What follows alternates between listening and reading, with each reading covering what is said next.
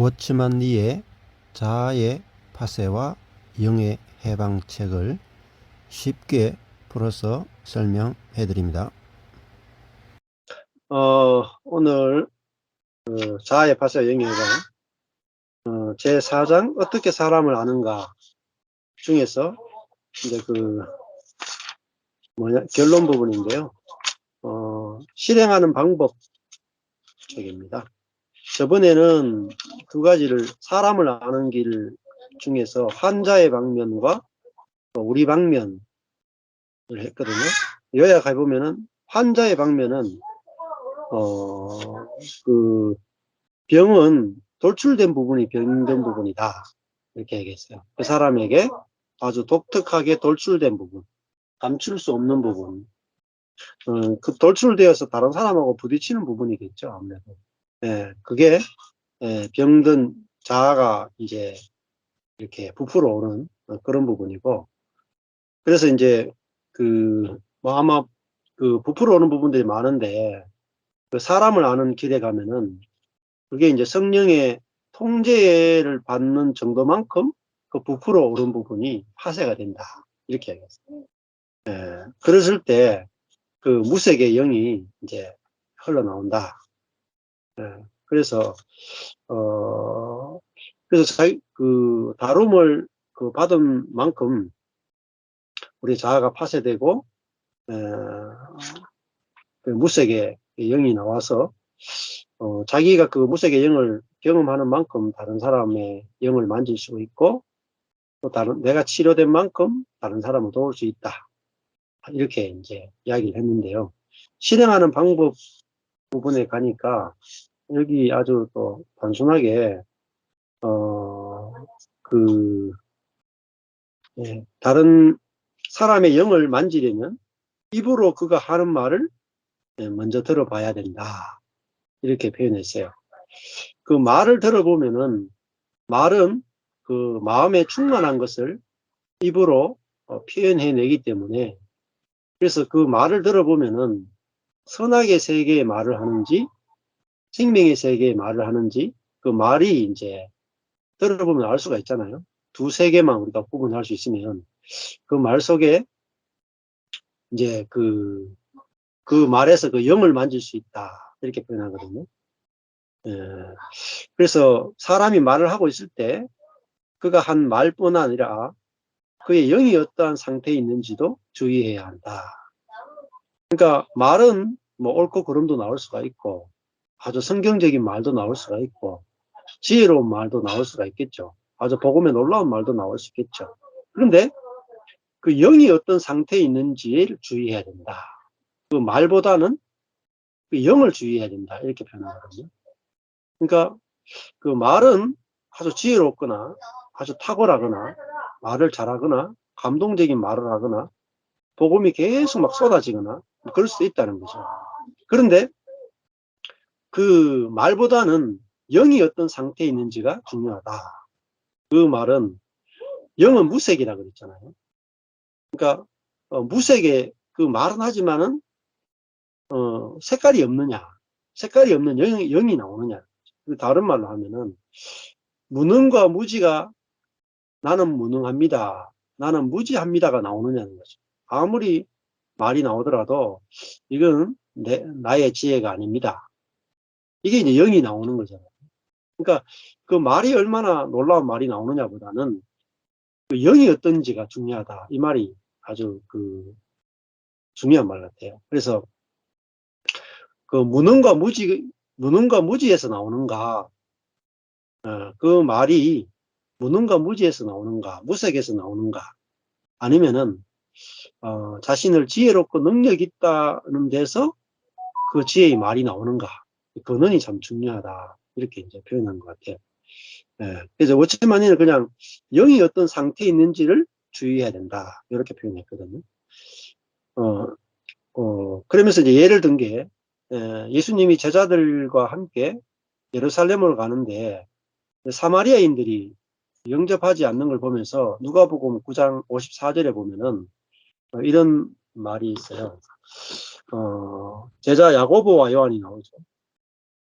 주여, 우리가 불을 명하여 하늘로조차 내려 저희를 멸하기를 원하시나이까.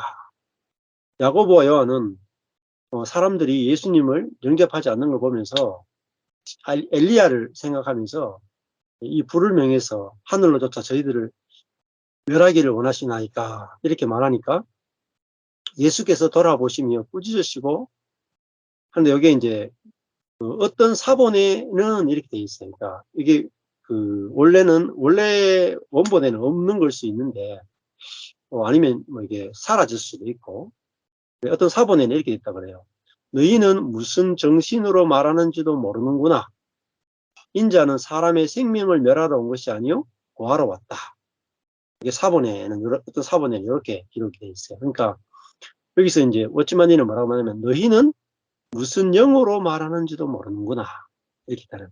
그러니까 그 말이 그 무색의 영에서 나온 게 아니라 그들이 이제 색깔이 있는 영이잖아요. 교만한 영, 교만한 영. 예, 자기들이 옳다라는 영에서 나왔다는 거잖아요. 그러니까 선하게 판단을 하고 상대방을 죽이는 영에서 나왔기 때문에 그것은 그 말이 옳으냐 그르냐를 떠나서 잘못된 영에서 나왔다. 이렇게 이제 표현을 하고 있다는 거죠. 그래서 말보다 영이 중요하고 그래서 마음에 가득한 것을 입으로 말한다. 그래서 그 말은 결국은 마음에서 나오는 거기 때문에 말을 자세히 들어보면은 그 사람이 어떤 마음에서 나오는지가 우리가 알 수가 있다. 그렇게 표현합니다. 사람의 말을 들을 때 그가 말한 일 자체보다는 그 사람의 영을 더 주의해야 된다. 그래서 말보다는 영을 주의해야 된다. 이렇게. 뭐 저희 이제 주일 오후에도 보면 부부들이 와서 부부 싸움을 내놓고 이야기를 많이 하거든요. 요즘도 오후에 부부가 와서 누가 옳으냐 그러냐 가지고 뭐 남편은 남편대로 아내는 아내대로 지금 막 썰어놓고 있는데 그 말보다는 영을 주의해야 된다. 이 말은 말을 들어보면은 남편 말을 들어보면은 남편 말이 다 옳아 그래. 남편 말이 맞는 거네. 근데 또 아내가 이야기하면 아내가 옳은 것 같아 이렇게 자꾸 이제 이렇게 되거든요. 그러니까 말은 들어보면 자꾸 설득당할 수 있죠. 근데 말보다는 영이 중요하다는 말은 그 사람이 어느 위치에서 말하느냐. 네, 그게 이제 아무것도 아닌 사람으로 말하느냐, 하나님처럼 된 사람으로 말하느냐. 그게 중요하다는 거죠. 네, 이걸 보면은 절대 안 속게 되는 거죠.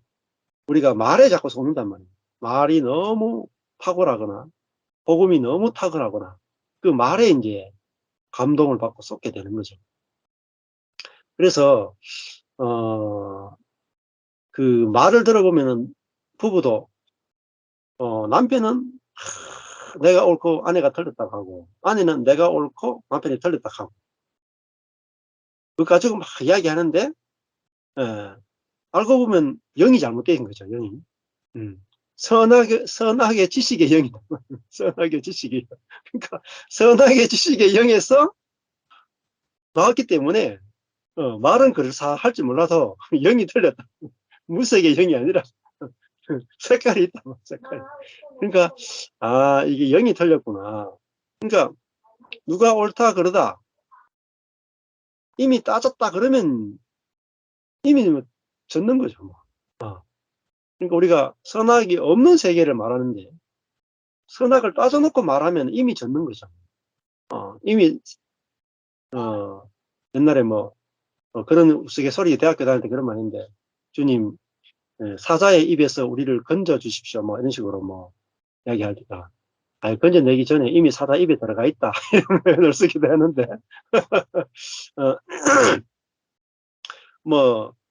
그 자연인은 항상 싸우게 돼 있고 항상 갑이 오르냐 을이 오르냐 누가 오르냐 그러냐 따져놓고 자기가 옳다라고 하는 거죠. 근데 일 자체의 옳고 그름에 잃지 않고 있지 않고 영이 오르냐 그르냐에 문제가 달려있다. 어찌만 그렇게 표현하거든요. 그러니까 영을 따져야 된다. 무색의 영이냐 색깔이 있냐 자기 색깔을 내느냐 자기 색깔을 안 내느냐 그러겠죠. 옳다라고 주장하는데 자기 스타일로 밀어붙이면서 옳다. 남편은 남편 기질과 남편의 스타일과 남편의 색깔대로 옳다 그러고, 아내는 아내의 색깔대로 옳다 그러고. 뭐 자기 색깔이 묻어나는 거잖아요. 그러니까 자기 색깔이 없으면은 사실 옳고 그러고 없어졌는데, 그 색깔에서 출발했기 때문에 이게 틀렸구나. 그래서 영을 먼저 따져야 된다, 이 말이 워치만니가 아주 중요한 말 같아요. 영이 틀린 사람은, 자기 색깔을 내는 사람은 그 일 자체가 틀렸을 뿐 아니라 그 사람 자체도 틀렸다. 그러니까 색깔이 있는 사람에게서, 색깔이 있는 영에서 나왔기 때문에 이미 틀렸다는 거예요. 출발 자체가 틀렸다. 하나님 앞에서 옳으냐 그르냐는 영으로 판단하는 것이지 다만 일로 판단하는 것이 아니다. 그러므로 사람의 말을 들을 때 그 말이 아니라 그의 영을 만질 줄 알아야 됩니다. 다른 말로 하면은 그 사람이 죽은 사람의 입에서 나오느냐, 자아가 살아있는 사람의 입에서 나오느냐, 그걸 가지고 따지면은 할 말이 없잖아요. 자아가 죽은 사람 할 말이 없는데 할 말이 있는 것 자체가 이미 틀린 거죠. 살아있음을 보여주는 거죠. 살아있으니까 어른이 그리기가 나오는데, 죽은 사람은 색깔이 없잖아요. 근데 살아있으니까 자꾸 어느 색깔이 옳으냐 따지게 되는 거고, 자기가 옳다고 주장하게 되는 거죠. 교회 안에서 많은 일들은 그 일 자체가 틀린 것이 아니라 영이 틀린 것이다. 영이 틀린 것이다. 만일 일 자체에 의해서만 판단한다면, 이 일 자체가 옳으냐 그르냐로 판단한다면 교회를 영의 영역이 아니라 다른 영역, 혼의 영역으로 이끌어가게 되는 거죠. 우리는 영의 영역 안에 머물러야 하며, 무색의 영역이죠. 색깔이 없는, 그거 무의 영역이잖아요. 영의 영역 안에 머물러야 하며 일 자체의 영역 안에 머물지 말아야 한다. 이렇게 이야기했습니다. 자, 그래서 우리는 우리 영으로서 일을 판단하고 사람을 알아야 됩니다. 우리가 바울과 같이 고린도후서 5장 16절에 보면은 바울이 이렇게 표현했거든요. 그러므로 우리가 이제부터는 아무 사람도 육체대로 알지 아니하노라. 비록 우리가 그리스도도 육체대로 알았으나 이제부터는 이같이 알지 아니하노라. 여기가 육체가 보면은 사르크스거든요. 그러니까 육으로 알지 않는다. 그 자아로 알지 않는다, 이 말이거든요.